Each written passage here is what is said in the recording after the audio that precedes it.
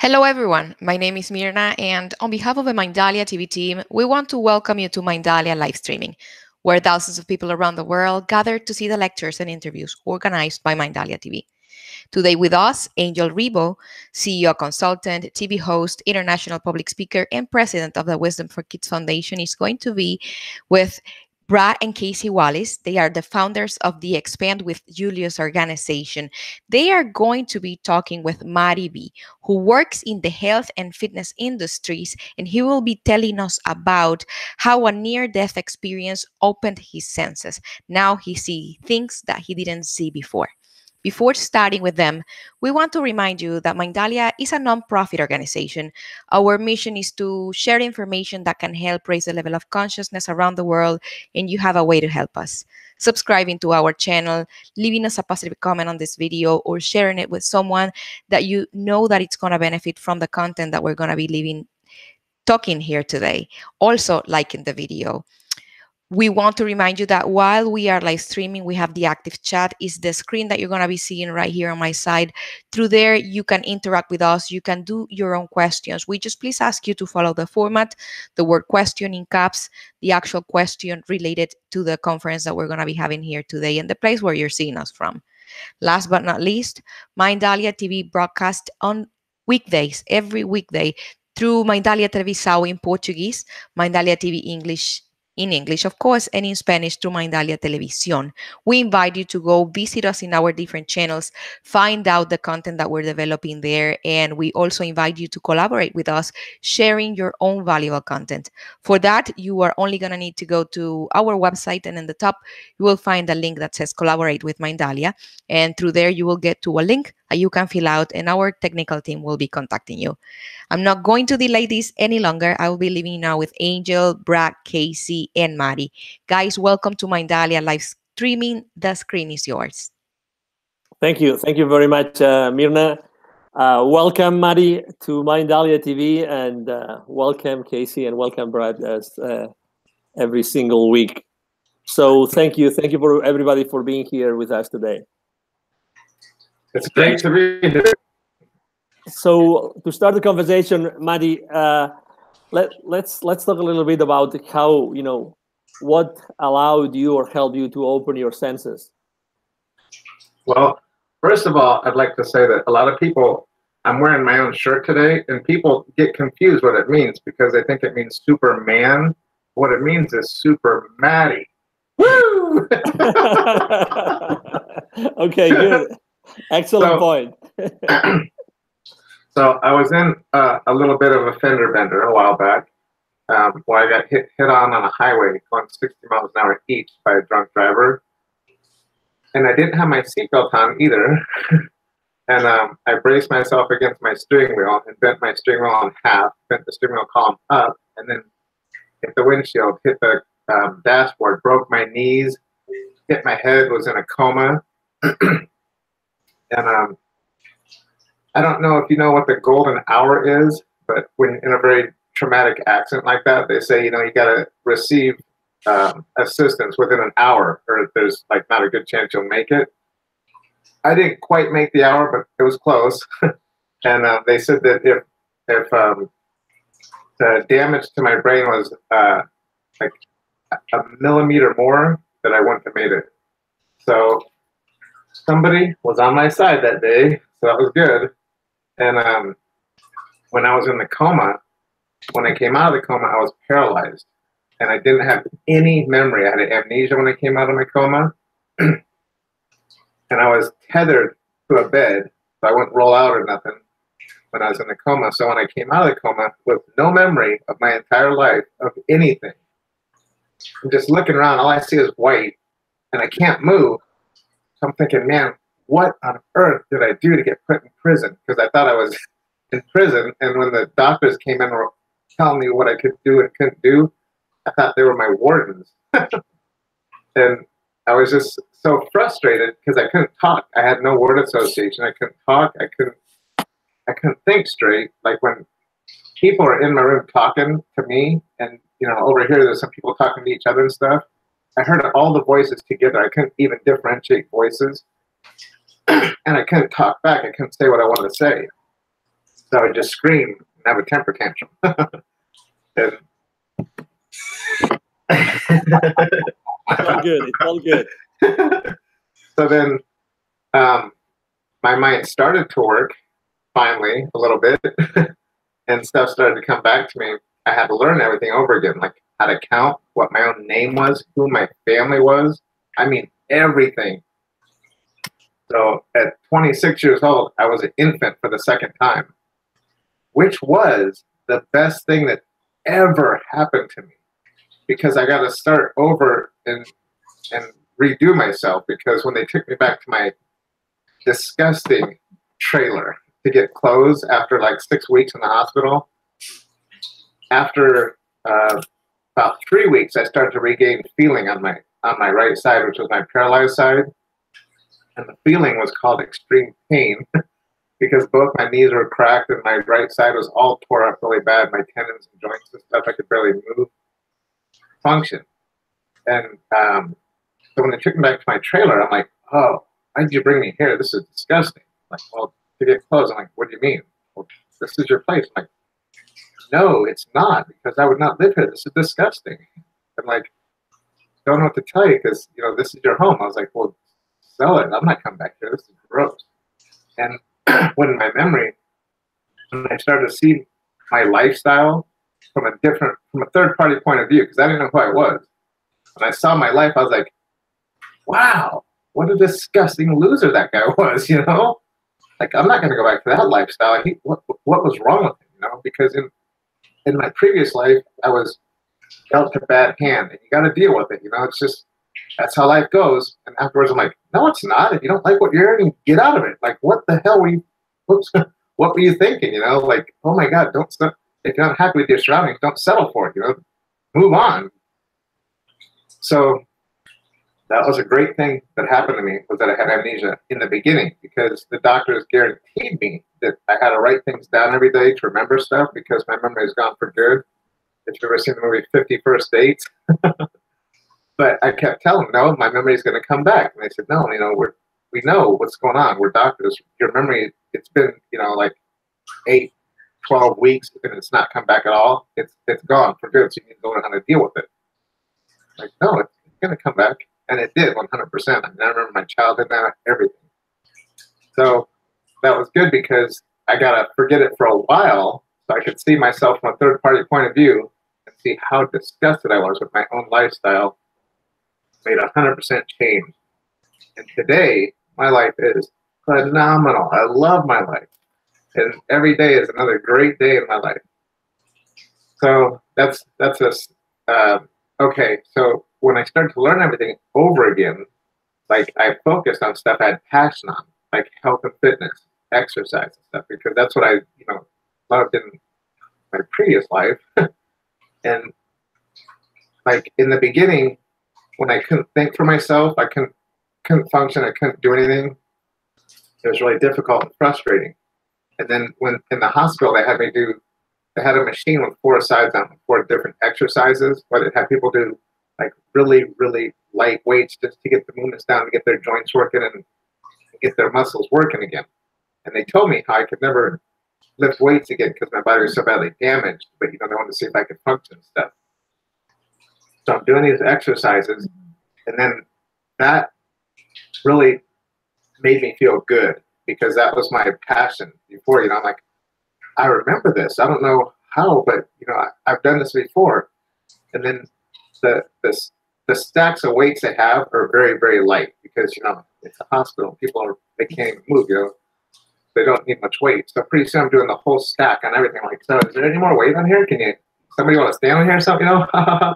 And like, Matty, nobody's ever done that much weight in here before. I'm like, really? Because this isn't even heavy. And they're like, oh my gosh, that's bizarre. And that made me feel good, getting in some place I like. That's why I started to focus on health and nutrition and fitness again, because that was my passion in life before. And I learned so much that it just blew my mind. And today I'm still learning. I mean, before my accident, I was a self-proclaimed know-it-all. I knew everything. And in reality, I didn't know anything. So I was very closed-minded because, you know, I already knew everything, even though I didn't know anything. And today, my mind is so open.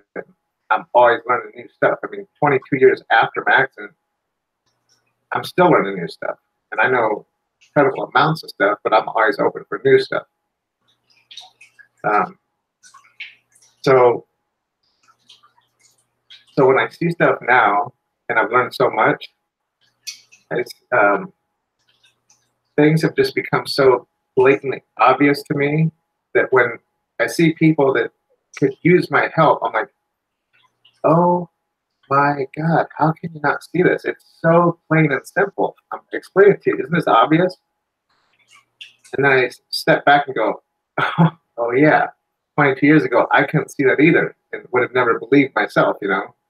So I have to go very, very slow and take it step by step. So, Matty, we want to tell you something about that. That is extraordinary, okay? Because if you have this information, you will hold this information and you will carry this information with you. And your expansion, though it is inevitable that it will continue to grow and grow, what happened to you in your decision to come back? So we want to make very clear to you that you were not ready to leave this earth ship, though you were very ready for an awakening.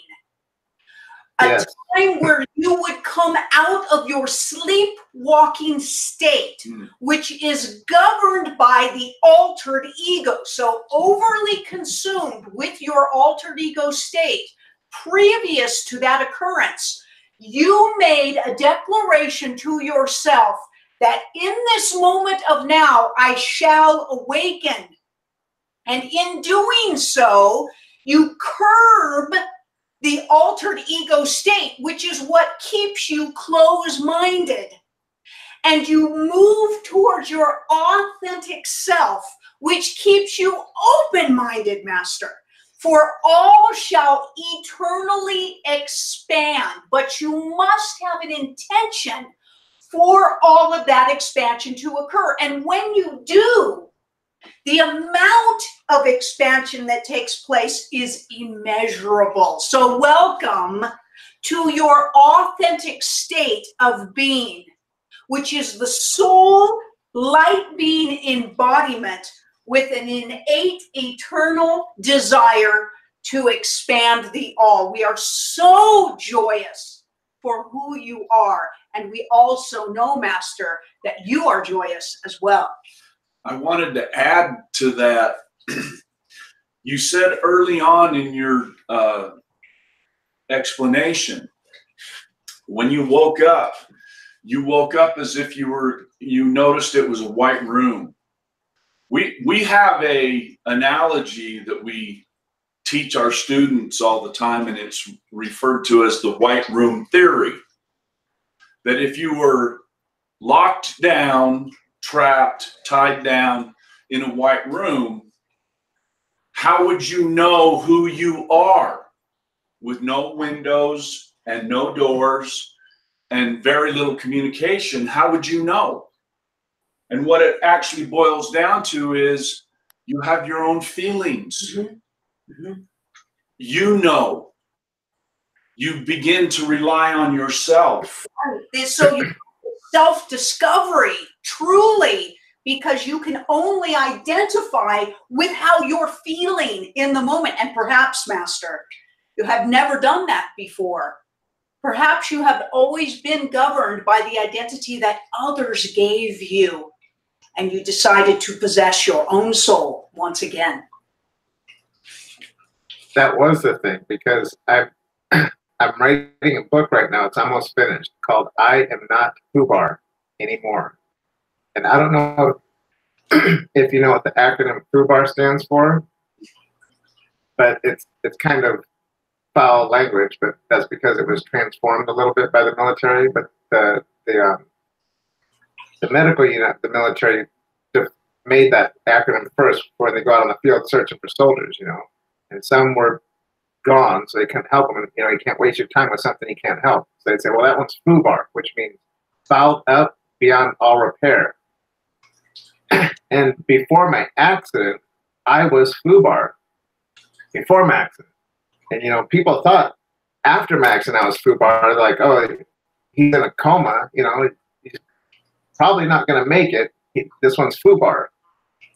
No, I'm not. So then when I come out of my coma, I'm paralyzed with amnesia. And like, this one's FUBAR. No, I'm not. And then I started to get range of motion back. You know, they kept telling me I was FUBAR. I'm like, no, I'm not. But the truth was, I was FUBAR. I actually was FUBAR before my accident because I couldn't my life was in a downward spiral, and I was acceptance of it. I couldn't do anything to change it, I thought. So it was just going downhill, and I was FUBAR then. It took an impact of 120 miles an hour, going 60 miles an hour each, bam, to bring me out of my FUBAR.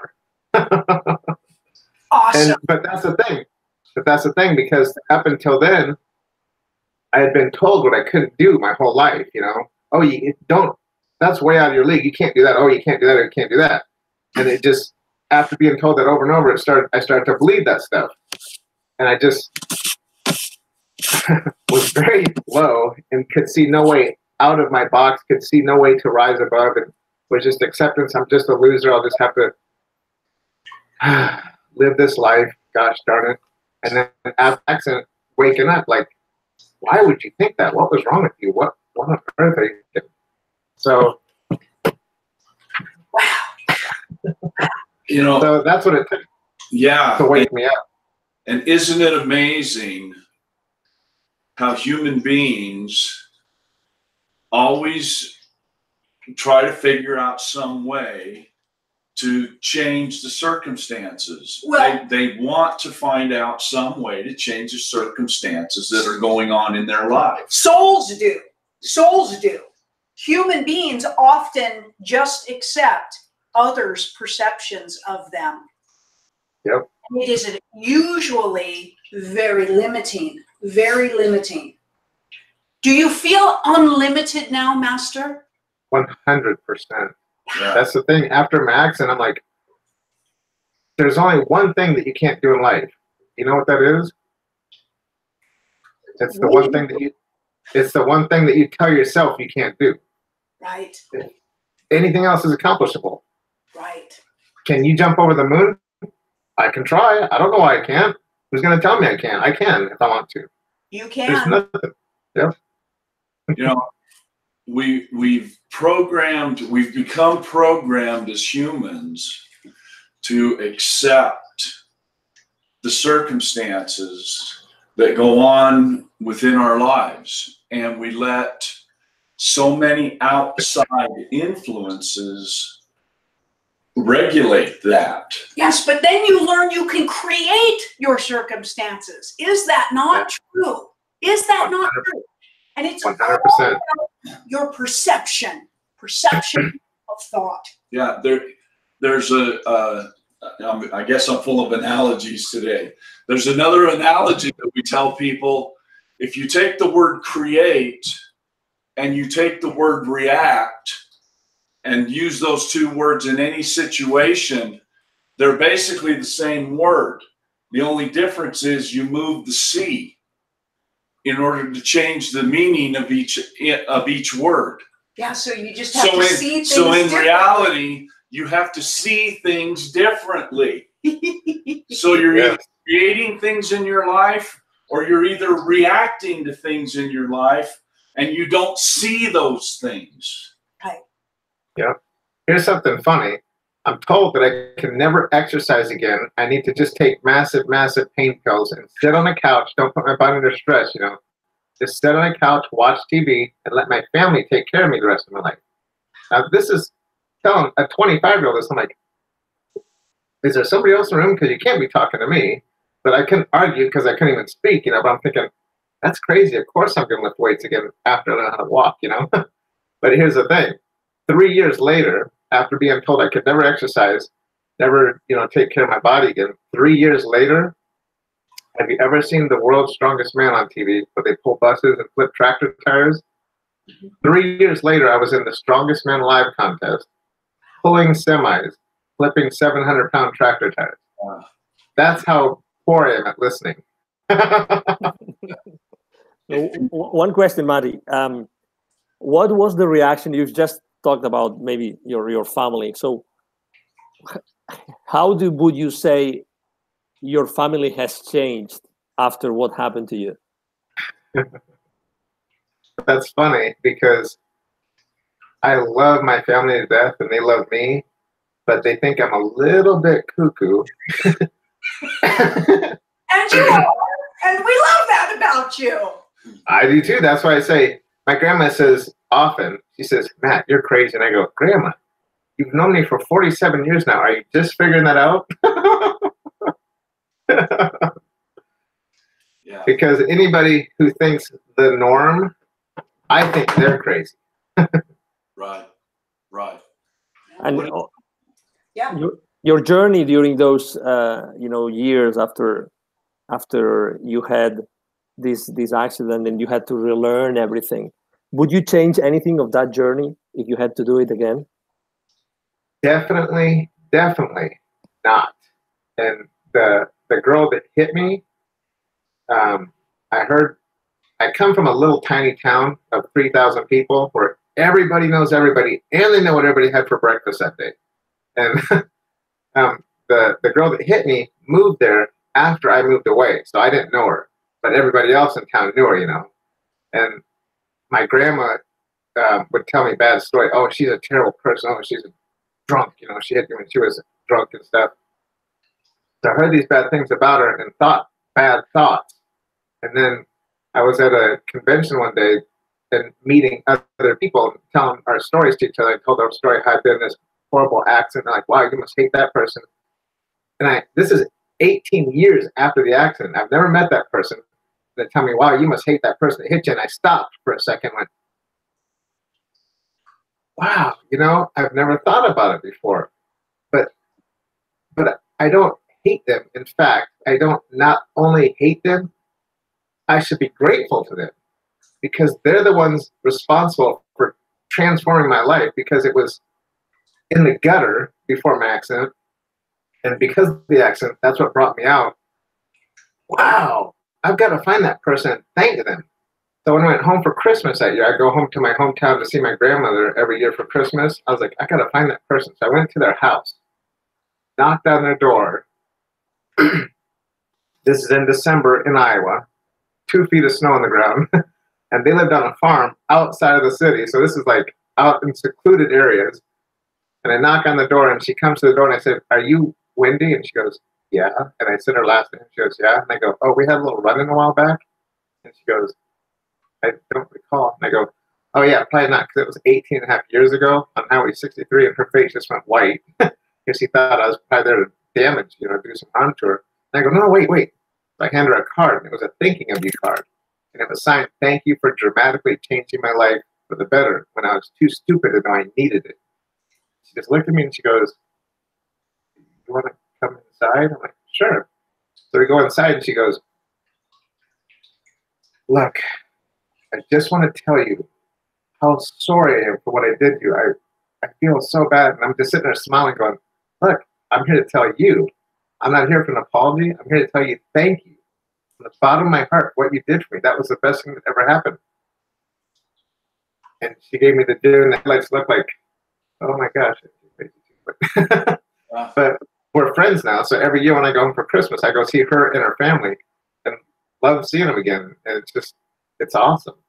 And that, it's how you perceive things because accidents like this happen every day. And when it happens and the doctors say, okay, take pain pills, sit on a couch, don't do anything the rest of your life. Okay, so here's what I'm going to do. I'm going to sit on a couch and whine to everybody and tell poor me stories. My life's terrible, but it's not my fault because I'm a victim. This person's horrible. They damaged my life and now I'm just a victim for the rest of my life. Oh, poor is me, poor is me. Why would you waste your time doing that? No, not for me. That person saved my life, brought me out of FUBAR, and now I can live my real life.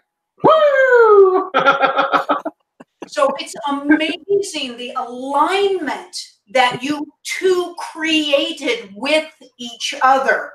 That is the truth. Human beings often do not want to accept that because, as you said, Master, it is far easier to take the position of victimhood than empowerment on your experiences. But the collaboration between your souls to awaken each other in this physical experience, and that you finally had the insight and the foresight to return the awakening favor back to her, and allowing her the opportunity to come out of her imprisonment state of feeling that she is a victim also, that she's a bad person, that she harmed another person, and releasing each other from your sleepwalking state. It is extraordinary. Yep, exactly. So, Matty, have you thought of helping others? I mean, obviously not necessarily having a traumatic experience as yours, but have you thought of helping others reach that point of transformation that you had? Well, that's funny because that's why I'm writing my book, to get my word out to the masses and become a public speaker. And I am not FUBAR anymore. Everybody that goes through life gets on FUBAR Mountain, and not everybody does. Some people are born with a silver spoon in their mouth and they get everything handed to them. But most people, if they want to succeed in life, they have to go through FUBAR. And what I'm here is to teach people how to go through that. And there's two ways. One's better than the other, but one's really simple. The really simple way to go through FUBAR is go out on the road, start driving really fast, and then let somebody hit you head on. You get in a coma. Okay, that's one way. And that's the way I don't recommend that way. So the other way is having somebody hold your hand that's been through FUBAR already and walk you through it. Because it's easy to get directions, but nobody ever follows directions. And you know how to do something, you've been told how to do something, but nobody does it. But when somebody's holding your hand, go, no, this is how you do it. Let me show you how to do it. Then they can do it much easier. So I couldn't do it by myself. Everybody needs to. I had many, many mentors in my life and people to help me through. And that's what you really need is mentors. Tony Robbins, one of the biggest speakers in the world, he still has his mentor. He doesn't do it by himself. You know, people don't know that. When they see him, they're like, oh, this is Tony Robbins. He's awesome. Behind the scenes, he's getting mentored. And I mean, everybody out there, doesn't matter how big they are, they still have their own mentors because you can't do anything by yourself. And if people realize that and understand that, because like I said before my accident, I knew everything. So you can't teach me anything because I was closed-minded. And I didn't need a mentor because I already knew everything. So I thought, get out of that mindset. You need help. Everybody needs help. Just come to the acceptance that nobody can do it by themselves, and everybody needs mentors. And then when you find people that can help you, you'll soar to the skies. And that's what I'm here, is to help people, show them how to get through their FUBAR and live the incredible life that they deserve. So, yeah, I definitely want to get my hands out and help people every day. And that's why I'm writing the book. Yeah. I am not FUBAR anymore. You know, your near-death experience has been very much related to the existence of being human and everything that goes on this realm of existence. He didn't necessarily have the out-of-body experience that so many people have, where you travel to different realms of existence and see what's going on. But you have very much had to deal with everything that happens here on this plane of existence. And you now understand and are willing to help others, which is one of the major lessons or hurdles that you have as a human being. We actually would support that you did have extraordinary out-of-body experience, Master, and that recall will come back to you. But let us ask you this question. Do you dream at night? I do. And can you recall those dreams? Vividly. Wonderfully. As you are dreaming, the game for you to play is to start to control your dreams. So as you have extraordinary recognition of the fact that you are having experiences while your body sleeps, know that this is not a dream state. It is very real. And as you start to navigate yourself in that state, Master, it will aid you even further in your creative process in your awakened state. So have fun with that one. And we would love to hear back from you on your experiences with that. Definitely, because anybody watching this needs to watch the one with Marsh on it, because when she's talking about hearing the voices from the other side, and like in the car when she's driving, it said, slow down to 50. Slow down to 50. She didn't know why, but she's telling her husband, slow down to 50. Slow down to 35. Slow down to 10. He's like, we're on a highway. Slow down to 10. Son. And that's what saved him. So I hear those voices, but I heard him in the far off distant background whispering to me. But now I'm like, okay, I understand what those voices are now, and I need to listen to them. So now I'm listening to them with much more authority and understanding that those are good voices. So yeah, I'll definitely also start to control my dream state so it can tell me where and pay attention to that more too. That's awesome. Thank you for that advice. It is honoring all aspects of self, Master, for on the highest level, it is all you, because we always support. It is all one. You are the most extraordinary being.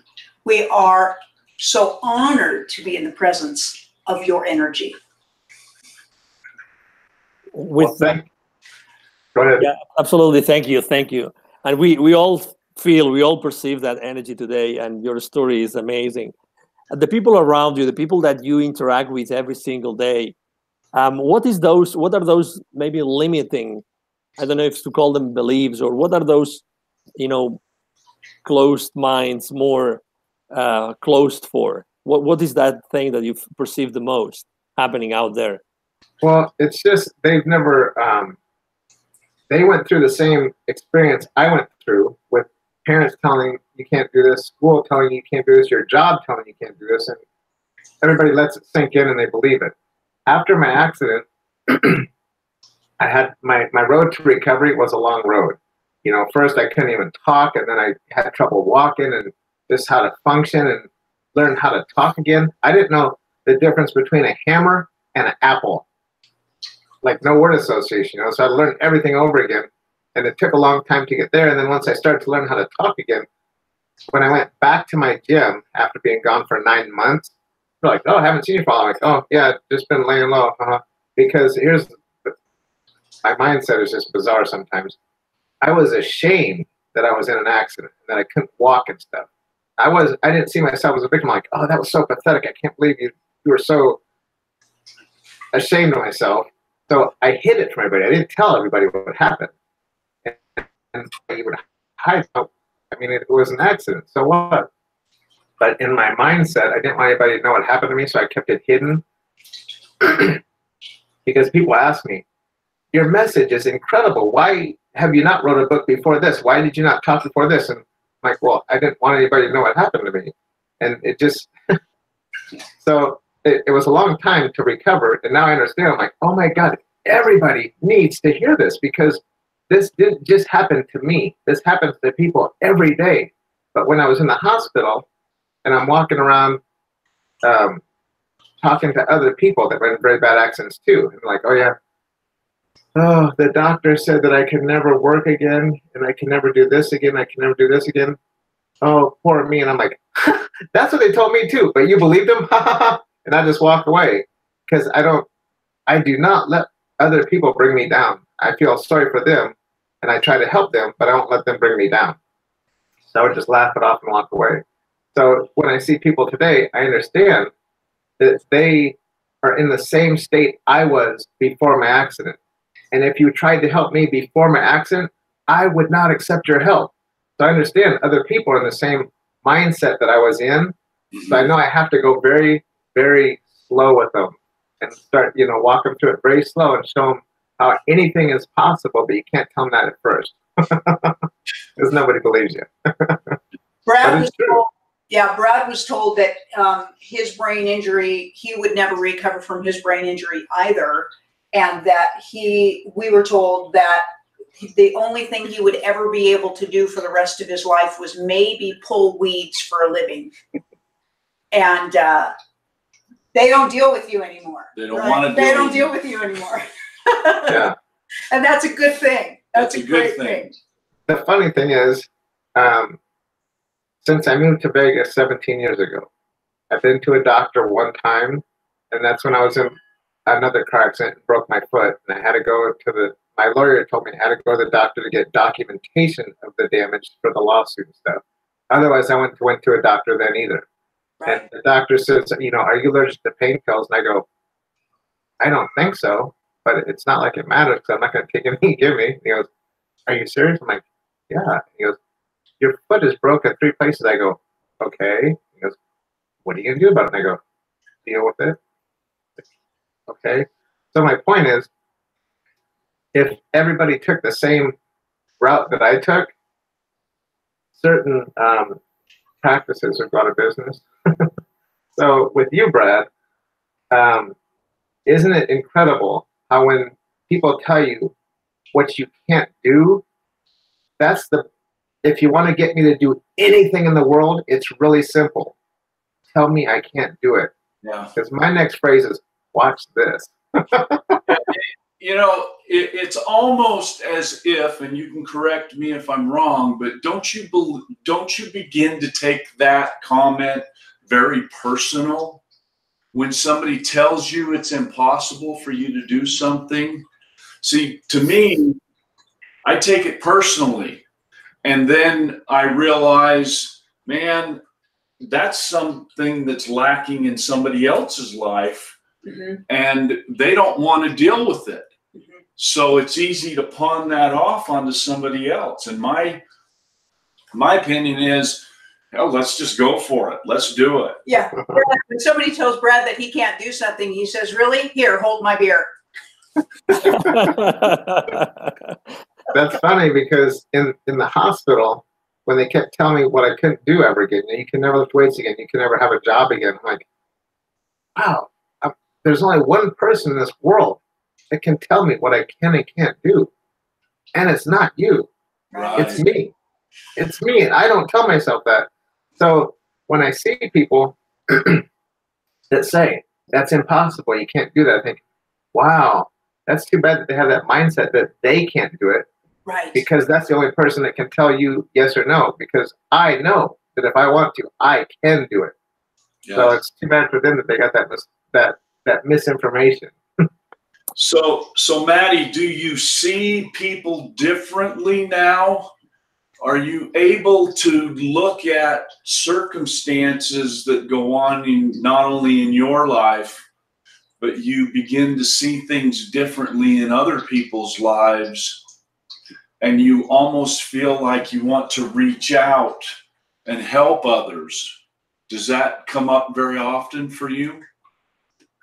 Extremely often. And the sad thing is, the way I see things now, everything is so plain and simple to me. And when I see people that need assistance, but they're not ready to accept it, that breaks my heart, especially when it's my family and friends, because those are the people that listen to me the least. I meet strangers that have incredible problems, and I show them how to get rid of their problems, and they do. And then my family and friends have the exact same problems, and I show them like, oh, thanks, Matty. We know you're crazy. So, and I'm like, wow, I want to help you more than anybody in the world, but they're not accepting of it, and that just breaks my heart. Yes, but it gives you the opportunity, Master, to master the art of compassion for another, because we will state this: sympathy for another is supporting their victimhood. That means you feel sorry for something that is lacking or missing in their life. It is a form of judgment. Compassion is understanding. That means you understand why they feel that way, where they're coming from, and you don't aid in their victimhood. You simply have what we call neutralized understanding and compassion for another. And human beings don't practice that enough.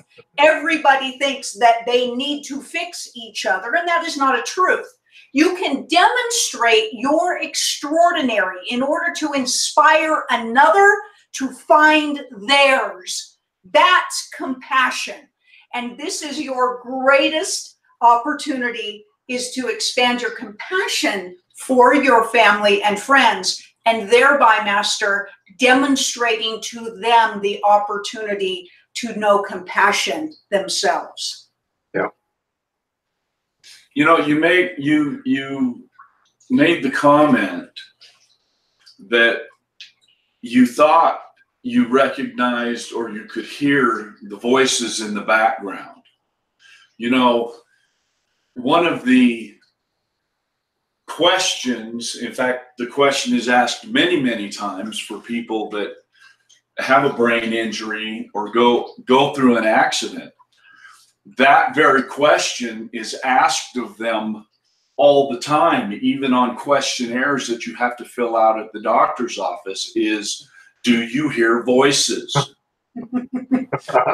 And so part of the diagnosis is we're going to give you medicine to numb you from hearing those. So in other words, we want to dumb you down so you don't hear the voices, because modern medicine doesn't know how to deal with the spiritual side of being human. Yeah. You say that you're going to start listening to the voices. You're going to start paying more attention to the voices. Bravo. Bravo. So go ahead, Matt. Go ahead. No, go ahead. No, I was going to ask you, obviously you've had, I mean, you said that your recovery wasn't like a fast recovery, but you went through a lot of different things. You can take the cat with you if you want to. I mean, we love pets at Mindalia, so you can definitely bring into the, absolutely. He or she can be with us all the time. No worries for us. So, so why would you say that let's say, while in hospital, so many people are continuously, why do you think they're continuously reminded of what they cannot accomplish? This, I don't want to step on anybody's toes, but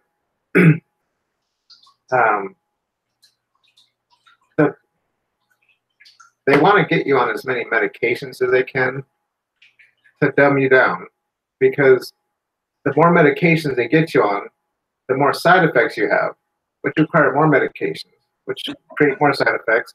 And that makes you what is called a cash cow for certain industries. So when you go to a doctor, their goal is, how many prescription medications can I get them on today? And that's the most sad, pathetic thing. And I'm not saying anything bad about doctors, because they don't understand what they're doing, because that's what they're taught in school. But it's not a good thing. And that's why whenever I meet people, I try to show how to get them off as many medications as I can. And I had a friend here in Vegas that was type 2 diabetic, and he had built up to 8 medications over time. Wow. And it was $2,700 a month in medications. And he felt like crap, you know. When he wasn't working, he was sitting on the couch watching TV because he had no energy, he had no motivation. He was obese. And I started to work with him. And in 3 months, I got him off of all 8 medications, and he lost like 60 pounds. He's in his mid-50s now, and he works 7 days a week at his job, like 12 hours a day, because he runs a high-end restaurant here in Vegas. And he rides his bicycle a minimum of 15 miles a day before work now, and he is in phenomenal shape on 0 medications. And that's the kind of stuff I love to help people. And, you know, yeah, it's about waking them up again and bringing them back to life. It's so it's so easy to turn to victimhood. It just is. You know, it excuses you out of accomplishments. It excuses you for all of your faltering. And the truth is, empowerment frightens people. It frightens people. And we unfortunately have quite a massive conflict going on the Earthship now, as Mindalia also knows, that keeping people down means you can control them. As you empower people, then you lose that control. And you are correct, Matty. Medication is a wonderful weapon to use for disempowerment, and they have mastered that technique. But the great thing is you always have the ability to make the decisions to get away from that. That's why every time somebody tells me I'm crazy, I'm like, yes, thank you. You see it too, because that's the thing. The majority of society are sheeple now, and they just follow along and do what they're told, and you know, don't cross any lines, don't jump any hurdles. You know, just stay focused on doing what we tell you to do. Don't live a real life. It's like, no, wake up. There is a life out there. Like, wow. And so, yeah, it's like, you know, the majority of the people can't open their eyes today. So that's my mission, is to open everybody's eyes so they can see the real world and live a real life. Because the real world is awesome. And a real life is so fun and rewarding. So could you tell us a little bit, because there's so many people out there, as you know, which are on many medications right now. I mean, so many people. I mean, how could you do that with that friend of yours? How could you do that? The way I did it is I showed him what foods to eat that are incredibly nutritious and healthy, because food is the medication. You know, 1,000 years ago, they said, these herbs, these spices, these are medication. But then they made advancements. Oh, no. These chemicals we made, these are going to help you. Here's my question for you, okay? How many people do you guys know that are extremely sick today because they don't have enough man-made chemicals in their body? Do you know anybody? Oh, yeah. Oh, you yeah. Do? I you do. know somebody that's sick because they don't have enough man-made chemicals in their body? That's why they're sick? Exactly. I do know someone. Yeah. And it's and wait. I would guess that you're hearing this question wrong, because I'm saying, you know anybody that's sick because they don't have enough man-made chemicals in their body? No, you don't, because that's not what makes anybody sick. If you have no man-made chemicals in your body, you're okay. So if you're sick, you're not sick from that, so why would you think that putting more man-made chemicals in your body would help you? It doesn't. It harms you even more. So that's my point. Medicine today, that's what's killing people usually. Yeah. Yeah, it is. The Earthship has everything sustainable for the human embodiment. It has everything sustainable for everything that lives on it and in it and around it. Human beings do not like to take responsibility for recognizing their bodies, for recognizing their energy fields, for understanding what it is they need because of the way they feel. Their body is communicating with them, but they just don't want to take the responsibility of discovery and investigation and experience. They just want to fall into victimhood and let somebody else have the responsibility of figuring that out. Now, it is a truth that we seek out masters who seem to have gifts for some of those knowings and some of those alignings, and we can have conversations with them and help seek some external guidance on maybe something you can't see. But yes, it all comes back to that ownership, that self-ownership for your vehicle. Even if you have genetic faltering to your physical embodiment, and many, many people do, there still is the solution for that from the Earthship. Everything that has faltering in your physical embodiment has resolution from the Earth. Correct. So if your parents had problems, they could fix those problems. And then if a baby has problems, well, the baby can't, it's nothing the baby did.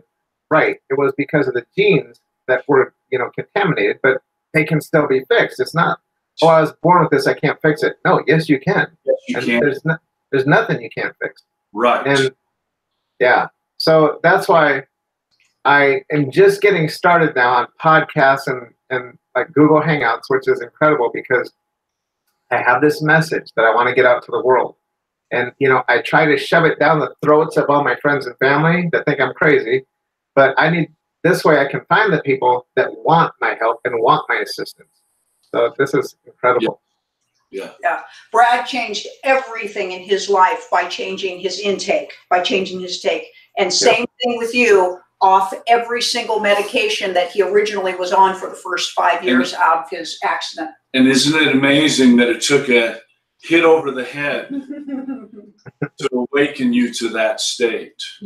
I'm a Taurus, so I'm stubborn, extremely stubborn. And before my accident, you could take a hammer and hit my head, and I'd be like, nope, I'm good. I know it already. Don't try to teach me new stuff.